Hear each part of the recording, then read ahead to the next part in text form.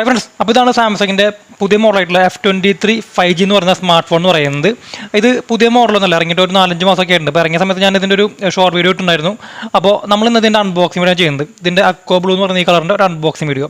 അപ്പോൾ ഈ ഒരു ഫോൺ ഇറങ്ങിയ സമയത്ത് ഇതിൻ്റെ റേറ്റ് എന്ന് പറയുന്നത് 17,000 രൂപയ്ക്കായിരുന്നു. ആ സമയത്ത് ഇത് ഒട്ടും ട്രൂ വാല്യൂ ഫോർ മണി ആയിട്ടുള്ള പ്രൊഡക്റ്റേ അല്ലായിരുന്നു. പക്ഷേ ഇപ്പോൾ ഇത് ഓഫർ സമയത്ത് ഫ്ലിപ്കാർട്ടിനകത്തൊക്കെ നല്ല രീതിയിൽ ഓഫർ സമയത്ത് ഒരു 12,000 താഴേക്ക് കിട്ടുന്ന ഒരു മോഡലായിട്ട് മാറിയിട്ടുണ്ട്. അപ്പോൾ ഈ ഒരു പ്രൈസ് റേഞ്ച് വെച്ച് നോക്കുമ്പോൾ സാംസങ്ങിൻ്റെ ഭാഗത്ത് നിന്ന് ഒരു അടിപൊളി ഫോണാണ്, ഒരു 5G ഫോണാണ്. സത്യം പറഞ്ഞാൽ സാംസങ്ങിനകത്ത് ഒരു 15,000 താഴെ സജസ്റ്റ് ചെയ്യാൻ പറ്റിയൊരു മോഡൽ ഇത് മാത്രമേ ഉള്ളൂ. ബാക്കി ഫോണിലൊക്കെ ഒരു ദുരന്ത ലൈൻ ഫോണുകളൊക്കെയാണ്. ഈ ഒരു ഫോണിൻ്റെ സാംസങ് F23 5G ഈ ഒരു സ്മാർട്ട് ഫോണിൻ്റെ ഡീറ്റെയിൽ ആയിട്ടുള്ള ഒരു അൺബോക്സിംഗ് ആൻഡ് റിവ്യൂ വീഡിയോ ആണ് നമ്മൾ ചെയ്യുന്നത്. അപ്പോൾ വീഡിയോ ഇഷ്ടപ്പെട്ട് കഴിഞ്ഞാൽ ലൈക്ക് ചെയ്യാൻ മറക്കരുത്, പറ്റുന്നുണ്ടെങ്കിൽ സബ്സ്ക്രൈബ് ചെയ്യാൻ വേണ്ടി ശ്രമിക്കുക. ഓക്കെ, അപ്പോൾ നമുക്ക് ഡയറക്റ്റ് അൺബോക്സിലേക്ക് കിടക്കാം. അപ്പോൾ ഇതാണ് സാംസങ്ങിൻ്റെ F23 5G എന്ന് പറയുന്ന സ്മാർട്ട് ഫോണിൻ്റെ ബോക്സ് എന്ന് പറയുന്നത്. സാധാരണ സാംസങ്ങിൻ്റെ പല ഫോണത്തും മുൻപ് കണ്ടിട്ടുള്ള സെയിം ബോക്സിനോട് വരുന്നത്.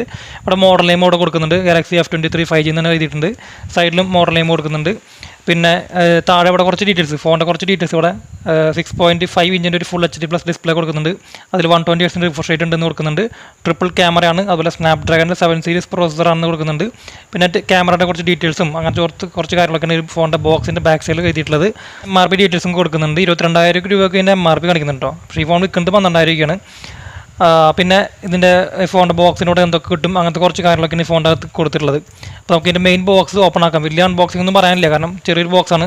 ഇത്തരത്തിൽ ഓപ്പൺ ആക്കുമ്പോൾ തന്നെ സിം എജക്റ്റിംഗ് ടൂൾ നമുക്ക് ഇതിനകത്ത് കിട്ടുന്നുണ്ട്. വേറെ ഒന്നും ഇതിനകത്തില്ല. പിന്നെ ഈ ഒരു ചെറിയ ബോക്സിനകത്ത് യൂസർ മാനുവലും വാറണ്ടി പേപ്പേഴ്സ് വരുന്നത്. ഇതാണ് സ്മാർട്ട് ഫോൺ എന്ന് പറയുന്നത്. ഇപ്പം നമുക്ക് അറിയുന്ന പോലെ തന്നെ ഈ ഫോണിൻ്റെ കൂടെ ചാർജർ കിട്ടില്ല.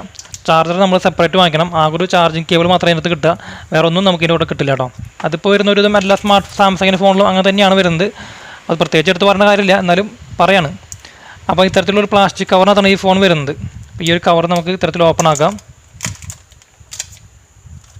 അപ്പോൾ ഇതാണ് ഗാലക്സി F23 5G എന്ന് പറയുന്ന സ്മാർട്ട് ഫോൺ എന്ന് പറയുന്നത്. ഡിസൈനൊക്കെ നല്ല ഭംഗിയുണ്ട്, ഒറ്റ നോട്ടത്തിൽ നല്ല ലുക്കുള്ളൊരു ഫോണാണ്. ഇപ്പോൾ നമ്മൾ എടുത്തുള്ളത് ഇതിൻ്റെ iQoo ബ്ലൂ എന്ന് പറഞ്ഞൊരു കളറാണ് കേട്ടോ. നല്ല ഭംഗിയുണ്ട്, ഒറ്റ നോട്ടത്തിൽ നല്ല ഭംഗിയൊക്കെയുള്ള ഡിസൈനുള്ള ഒരു ഫോണാണ്. സാംസങ് തന്നെ തൊട്ട് മുൻപത്തെ പല ഫോണത്തും ഈ ഒരു ക്യാമറ മോഡ്യൂളും ഡിസൈനൊക്കെ നമ്മൾ കണ്ടിട്ടുണ്ട് കേട്ടോ. പിന്നെ ബാക്ക് സൈഡ് മാറ്റ് ഫിനിഷാണ് വരുന്നത്. അപ്പോൾ പെട്ടെന്ന് നമ്മുടെ കയ്യിലുള്ള അഴുക്കുകളോ ഫിംഗർ പ്രിൻ്റ് ഒന്നും അങ്ങനെ പതിഞ്ഞിരിക്കുന്നില്ല, നല്ല സ്മൂത്താണ്. പിന്നെ ഈ ഫോൺ വാങ്ങിച്ചു കഴിഞ്ഞാൽ അപ്പോൾ തന്നെ നിങ്ങളൊരു ബാക്ക് പൗച്ചൊക്കെ വാങ്ങിച്ചിട്ടുള്ളൂ, കാരണം നല്ല സ്മൂത്താണ്. ബാക്ക് സൈഡ് തൊടുമ്പോൾ തന്നെ വളരെ നൈസാണ്. അപ്പോൾ കയ്യിൽ നിന്ന് സ്ലിപ്പായി പോകാൻ ചാൻസ് വളരെ കൂടുതലാണ് കേട്ടോ. നോക്കുമ്പോൾ 8.4 mm തിക്നെസ് വരുന്നുണ്ട്. അത്യാവശ്യം കട്ടിയുള്ളൊരു ഫോണാണ്. വെയിറ്റ് 198 ഗ്രാം വരുന്നുണ്ട്. അപ്പോൾ 200 ഗ്രാമിൻ്റെ അടുത്ത് വെയിറ്റ് വരുന്ന കാരണം നല്ല ഹെവിയാണ് ഫോൺ. കയ്യിൽ പിടിക്കുമ്പോൾ തന്നെ അത്യാവശ്യം ഹെവി ആയിട്ടുള്ള ഫോണാണ് വരുന്നത്. സൈഡിൽ ഇവിടെ side mounted finger print scanner വരുന്നുണ്ട്. വോളിയം അപ്പ് ആൻഡ് ഡൗൺ കീകൾ വരുന്നുണ്ട്. മുകൾ ഭാഗത്ത് സെക്കൻഡ് നോയ്സ് ക്യാൻസലേഷൻ മൈക്ക് വരുന്നുണ്ട്. ഇവിടെ സിം കാർഡ് ഹോൾഡർ വരുന്നുണ്ട്. നമുക്ക് 2 സിം കാർഡും മെമ്മറി കാർഡും ഒരുമിച്ചിടാൻ പറ്റും. താഴെ നോക്കുമ്പോൾ 3.5 mm ഓഡിയോ ജാക്ക് വരുന്നുണ്ട്. മൈക്രോഫോണിൻ്റെ ഹോൾ വരുന്നുണ്ട്. Type-C ചാർജിങ് പോർട്ട് വരുന്നുണ്ട്. സ്പീക്കർ ഗ്രില്ല് വരുന്നുണ്ട്. ഇതൊക്കെയാണ് ഈ ഫോണിൻ്റെ ഡയമെൻഷൻ എന്ന് പറയുന്നത്. അപ്പോൾ ടോട്ടലി നോക്കുമ്പോൾ ഈ ഒരു പ്രൈസ് റേഞ്ച് വെച്ച് നോക്കുമ്പോൾ അത്യാവശ്യം നല്ലൊരു ഡിസൈനും വരുന്ന നല്ലൊരു ഭംഗിയുള്ള ഫോൺ തന്നെയാണ് ഇതെന്ന് പറയുന്നത്. കുറച്ച് വെയിറ്റ് കൂടുതലാണെന്ന് മാത്രമേ പറയാനുള്ളൂ. നമുക്കെന്തായാലും ഈ ഫോൺ ഓൺ ആക്കി നോക്കാം. അപ്പോൾ ഇതാണ് ഈ ഒരു ഫോൺ ഓൺ ആകുമ്പോൾ കാണുന്നതിൻ്റെ ഹോം സ്ക്രീൻ എന്ന് പറയുന്നത്. അത്യാവശ്യം നല്ല കളർഫുൾ ആയിട്ടുള്ള വാൾപേപ്പറോട് കൂടിയിട്ടുള്ള ഡിസ്പ്ലേ തന്നെ വരുന്നത്. ഒറ്റനോട്ടത്തിൽ നല്ല ഭംഗിയുണ്ട്. നേരിട്ട് കാണാൻ നല്ല ബ്രൈറ്റ്നസ് ഒക്കെ ഉള്ള ഡിസ്പ്ലേ തന്നെയാണ് വരുന്നത്. ഇപ്പോൾ ഞാൻ ബ്രൈറ്റ്നസ് ഫുൾ ഇട്ടിട്ടില്ല, പകുതി ഇടുന്നുള്ളൂ. ഫുൾ ഇട്ട് കഴിഞ്ഞാൽ ഭയങ്കര ഓവറായിട്ട് ലൈറ്റ് ഇങ്ങനെ ലെൻസിലേക്ക് വരും. അപ്പോൾ അത്യാവശ്യം നല്ല ക്വാളിറ്റി ഉണ്ട്. ഇത് ഒരു ഫുൾ HD+ ഡിസ്പ്ലേ വരുന്നത്. TFT ഡിസ്പ്ലേ ആണ് വരുന്നത്. അപ്പോൾ ഈ ഒരു ഫോൺ ഇറങ്ങിയ സമയത്ത് ഏറ്റവും വലിയ പരാതി എന്ന് പറയുന്നത് ഒരു 17,000 പ്രൈസ് റേഞ്ചിനകത്ത് TFT ഡിസ്പ്ലേ സാംസങ് കൊടുത്തു എന്നുള്ളതായിരുന്നു. പക്ഷേ ഇപ്പോൾ പ്രൈസ് കുറഞ്ഞ ഒരു 12,000-12,500 ആയ കാരണം ഈ ഒരു പ്രൈസ് റേഞ്ചിനകത്ത് TFT ഡിസ്പ്ലേ നല്ലതാണ്. പിന്നെ നമുക്ക് ഇതിനകത്ത് 120Hz റിഫ്രഷ് റേറ്റ് വരുന്നുണ്ട്. അപ്പോൾ നല്ല സ്മൂത്തായിട്ട് ഇതിൻ്റെ ഐക്കണുകളൊക്കെ ഉണ്ടാകും. നിങ്ങൾ സ്ക്രീനിൽ കാണുന്ന പോലെ തന്നെ വളരെ സ്മൂത്തായിട്ട് നമുക്ക് യൂസ് ചെയ്യാൻ പറ്റുന്നുണ്ട്. അപ്പോൾ 120Hz റിഫ്രഷ് റേറ്റുള്ള ഒരു ഫുൾ HD+ ഡിസ്പ്ലേ കൊടുക്കുന്നതുകൊണ്ട് തന്നെ നല്ല ഡിസ്പ്ലേ ആണെന്ന് പറയാം.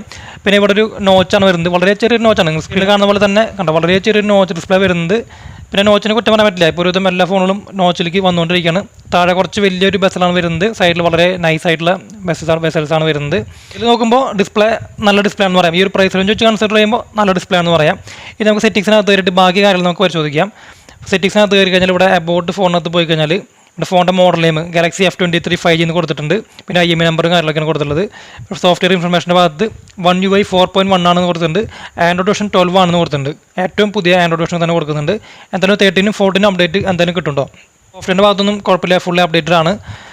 പിന്നെ ഇതിൻ്റെ ബാറ്ററി നോക്കുമ്പോൾ 5000 mAh ബാറ്ററി കൊടുക്കുന്നുണ്ട്. ഫാസ്റ്റ് ചാർജിങ് 15 വാട്ട് സപ്പോർട്ട് ചെയ്യുക. ആ ചാർജർ നമുക്ക് ഇതിനോട് കിട്ടില്ല. സെപ്പറേറ്റ് വാങ്ങിക്കേണ്ടി വരും. അപ്പോൾ എന്തായാലും 5000 mAh ബാറ്ററി ഉള്ള കാരണം അത്യാവശ്യം നല്ല രീതിയിൽ ബാറ്ററി കൺസപ്ഷനും കിട്ടുമെന്നൊക്കെ നമുക്ക് പ്രതീക്ഷിക്കാം. സോഫ്റ്റ്വെയറിൻ്റെ ഭാഗത്തും അപ്പോൾ പെർഫോമൻസിൻ്റെ ഭാഗത്തും കുഴപ്പമില്ലെന്ന് പറയാം. പിന്നെ ഈ ഒരു ഫോണിൻ്റെ പ്രോസസർ എന്ന് പറയുന്നത് സ്നാപ്ഡ്രാഗൻ്റെ 750 എന്ന് പറയുന്ന ഒരു 5G ചിപ്സെറ്റാണ് വരുന്നത്. അപ്പോൾ 5G പ്രോസസർ ആയ കാരണം തന്നെ നമുക്ക് 5G എന്തെങ്കിലും നമ്മുടെ നാട്ടിൽ വന്നു കഴിഞ്ഞാലും 5G കൂടി സപ്പോർട്ട് ചെയ്യുന്ന ഒരു മോഡൽ കൂടിയാണ്. പിന്നെ സ്നാപ്ഡ്രാഗൺ 750 എന്ന് പറയുന്നത് അത്യാവശ്യം കുഴപ്പമില്ലാത്ത നല്ലൊരു പ്രോസസ്സറാണ്. പിന്നെ പ്രത്യേകിച്ച് ഈ ഒരു പ്രൈസ് റേഞ്ചിനകത്തൊക്കെ നല്ലൊരു പ്രോസസ്സറാണെന്ന് പറയാം. അപ്പോൾ എന്തായാലും ഓഫർ സമയത്ത് ഈ ഒരു പ്രൈസിന് നല്ലൊരു വാല്യൂ ഫോർ മണി ആയിട്ടുള്ള പ്രോസസ്സറും ഒക്കെ കൊടുക്കുന്ന നല്ല പെർഫോമൻസ് ഉള്ള ഫോൺ കൂടിയാണ് ഇതെന്ന് പരിഗണിക്കാം. ഇനി നമുക്ക് ക്യാമറ നോക്കുകയാണെന്നുണ്ടെങ്കിൽ ഈ ഫോണിൻ്റെ ബാക്ക് സൈഡിൽ 3 ക്യാമറ മെയിനായിട്ട് വരുന്നുണ്ട്. ഒന്ന് 50 MP മെയിൻ റിയർ ക്യാമറ, പിന്നെ 8 MP വൈഡ് ആംഗിൾ ക്യാമറയും 2 MP മാക്രോ ക്യാമറ കൊടുക്കുന്നത്. ഫ്രണ്ട് ക്യാമറ 8 MP വരുന്നത്. ജസ്റ്റ് ലൈവായിട്ടൊരു ഫോട്ടോ എടുത്ത് കാണിച്ചു തരാം. ക്യാമറ എന്ന് പറഞ്ഞാൽ 50 MP ക്യാമറ എന്ന് പറഞ്ഞാലും ഇതൊരു ഏറ്റവും മിനിമമായിട്ടുള്ള യൂസിങ്ങിന് പറ്റിയ ഏറ്റവും സാധാ ടൈപ്പ് ക്യാമറ വരുന്നത് കേട്ടോ. ഓവറായിട്ടൊന്നും പ്രതീക്ഷിക്കരുത്. സാധാ ടൈപ്പ് നിങ്ങളിപ്പോൾ കാണുന്നത് സ്ക്രീനിൽ നമ്മൾ ലൈവായിട്ടൊരു ഫോട്ടോ ആണ്. വലിയ കുഴപ്പമില്ല, തിരക്കേടില്ലാത്തൊരു ക്യാമറ ഔട്ട്പുട്ട് കിട്ടുന്നതെന്ന് പറയാം. ഓവറായിട്ട് പ്രതീക്ഷിക്കരുത്, കുഴപ്പമില്ല. നോർമലായിട്ടുള്ള സാധാരണ ഒരു ക്യാമറയാണ് നമുക്ക് കിട്ടുന്നത്. പിന്നെ ഇവിടെ fun mode, portrait mode, photo mode, video നമുക്ക് ഫുൾ HD നമുക്ക് റെക്കോർഡ് ചെയ്യാനായിട്ട് പറ്റും. അതുപോലെ തന്നെ സ്റ്റെബിലൈസേഷൻ കാര്യങ്ങളൊക്കെ കൂടെ തന്നെ വരുന്നുണ്ട്. മോർ സെറ്റിങ്സിനകത്ത് പോയി കഴിഞ്ഞാൽ professional mode, single take mode, night mode, food mode, panorama, macro, super slow motion, അങ്ങനെ കുറേ കാര്യങ്ങൾ ഇവിടെയും കൊടുക്കുന്നുണ്ട്. ക്യാമറ ഒരു ആവറേജ് ആയിരിക്കും. പിന്നെ നമുക്ക് വൈഡ് ആംഗിൾ ക്യാമറ ഉള്ള കാരണം ഇത്തരത്തിൽ വൈഡ് ആംഗിൾ ഫോട്ടോസ് നമുക്ക് ഷൂട്ട് ചെയ്യാനായിട്ട് പറ്റും. ഇപ്പോൾ വരുന്ന ഒരുവിധം എല്ലാ ഫോണിനകത്തും വൈഡ് ആംഗിൾ ക്യാമറ ഒഴിവാക്കി വരികയാണ്. അപ്പോൾ ഈ ഒരു പ്രൈസ് റേഞ്ചിനകത്ത് നമുക്ക് വൈഡ് ആംഗിൾ ക്യാമറ കൂടി കിട്ടുന്നത് നല്ലൊരു കാര്യമാണ് കേട്ടോ. പിന്നെ 10x വരെ നമുക്ക് ഇവിടെ തന്നെ ഒപ്റ്റിക്കലി സൂം ചെയ്യാനായിട്ട് പറ്റും. അങ്ങനെ കുറേ കാര്യങ്ങളൊക്കെ വരുന്നുണ്ട്, അതൊക്കെ നന്നായിട്ടുണ്ട്.